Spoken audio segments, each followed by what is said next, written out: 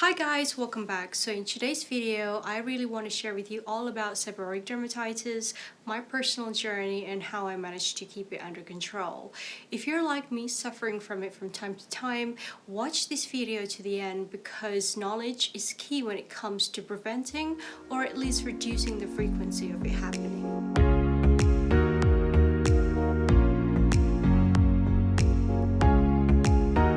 So if you don't know what seborrheic dermatitis is, it's those red scaly patches on your face and sometimes on the upper chest and the upper back.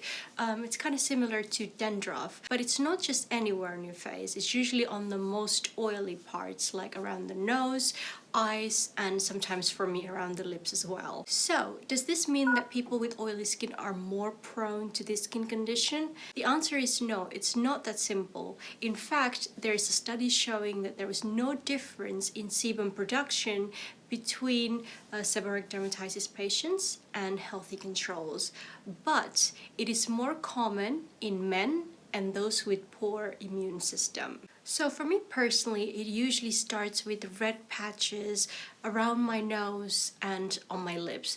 But strangely, I only get it on the left side of my face and it rarely affects the right side of my face. This is a recent photo, so I had a dermatitis breakout not too long ago.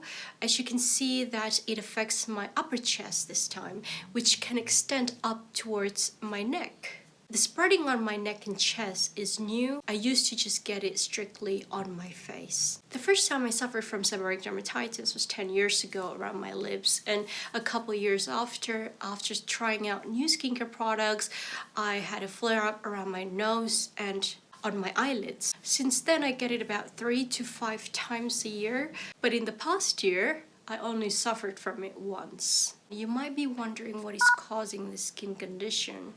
No one actually knows, however, it has been linked to Malassezia yeast, the kind of yeast that causes dandruff on the skull. Don't be alarmed, this is the most abundant yeast on your skin.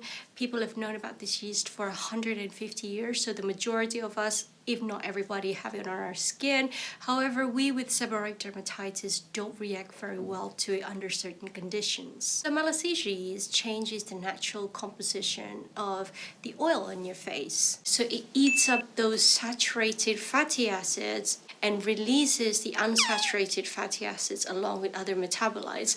Now, these metabolites that are released by the yeast can actually penetrate our skin and cause inflammation. But really, the detail on how this yeast activates our inflammatory response is still poorly understood. There are also data showing that the lipid composition on the seborrheic dermatitis patient's skin is also altered, so lower squalene and triglycerides. The changes in skin barrier composition might also mean that water can escape from our skin more readily, thereby causing dryness. There is also recent data linking genetics to seborrheic dermatitis development. However, this is still in the earlier stages of research. I'm afraid this condition is not that simple with just a single cause and a single solution.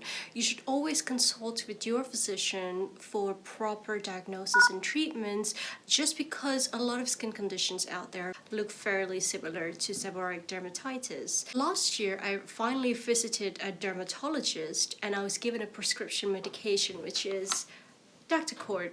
Now, this is an antifungal cream. The antifungal properties reduce the proliferation or spread of the yeast, and the hydrocortisone in it reduces redness or inflammation. For me personally, it gets rid of those red patches very quickly, within a week or sometimes even less, even before it gets a chance to crack and expose the raw skin underneath. I've also tried using the anti-dandruff shampoo containing zinc pyrithione in the shower on the skin when I had a breakout, but I didn't really notice the difference. The medication does get rid of it quickly, but it doesn't stop it from happening in the future. That is why we need to put in extra efforts to prevent or at least reduce the frequency of it happening. Since my diagnosis, I've been doing quite a lot of research into this, and therefore I want to share a few tips with you on how I managed to keep this under control. Tip number 1. Go back to basics. When I have a flare-up, I stop all of my skincare products, including actives, and I just stick to these 2 products. a very gentle cleanser, so I'm using the Afen Extremely Gentle Cleanser. And for moisturizer, I'm using Diaper Base. My dermatologist advised me to use Diaper Base, but I've been using that for quite a while. It's really affordable, it doesn't contain any irritants, and I find that it really improves the appearance of my skin when I get a breakout. Tip number 2, try to avoid oily products. As I mentioned earlier, this yeast thrives in oily conditions, so instead opt for lighter oil-free products. If you use oil to remove makeup, make sure you get rid of the oil residue completely. Tip number 3, use gentle products that contain no irritants like alcohols, fragrances, and essential oils. Tip number 4, avoid or minimize physical exfoliation, and that includes scrubbing and microdermabrasion.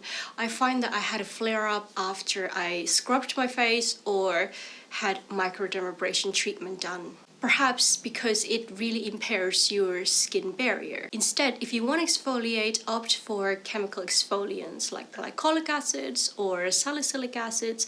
They're safe to use. So I once did a terrible thing. I scrubbed my face and then after that I put face oil on. This is something that you don't want to do. I had the worst flare-up after, because what you're doing is you're impairing your skin barrier, and on top of that you're applying oil, and as I mentioned before, they thrive in oily conditions. So tip number 5, if you found products that work for you, stick with them. I happen to be allergic to nickel and another ingredient that is not commonly found in skincare products. However, I still get seborrheic dermatitis breakouts after trying out new skincare products. I still don't know what kind of ingredients to look out for. Tip number 6, minimize sun exposure, because the sun can trigger the development of seborrheic dermatitis in some people, so always protect yourself and make sure to lather up on sunscreen.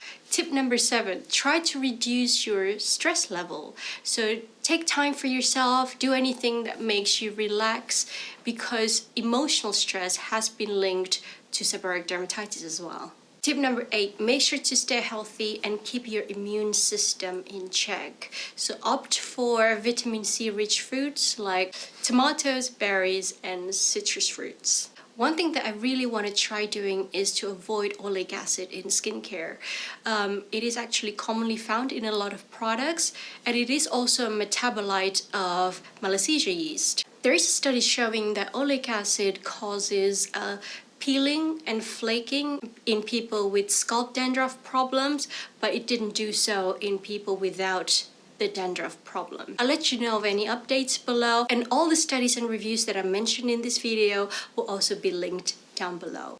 Also a reminder, if you're starting to see those red, scaly, itchy patches, please leave them alone and don't scratch them, because you'll make everything worse, especially if you have a problem with post-inflammatory hyperpigmentation. It might leave scars on your face. If it gets itchy, I usually apply Diaper Base. I find that it really helps in soothing the itchiness. I hope you learned a few things from this video. If there are additional tips that I should try, leave them in the comments below. Please like and subscribe if you enjoyed this video, and don't forget to hit that notification bell so you get the latest updates on our video. And I'll see you next time.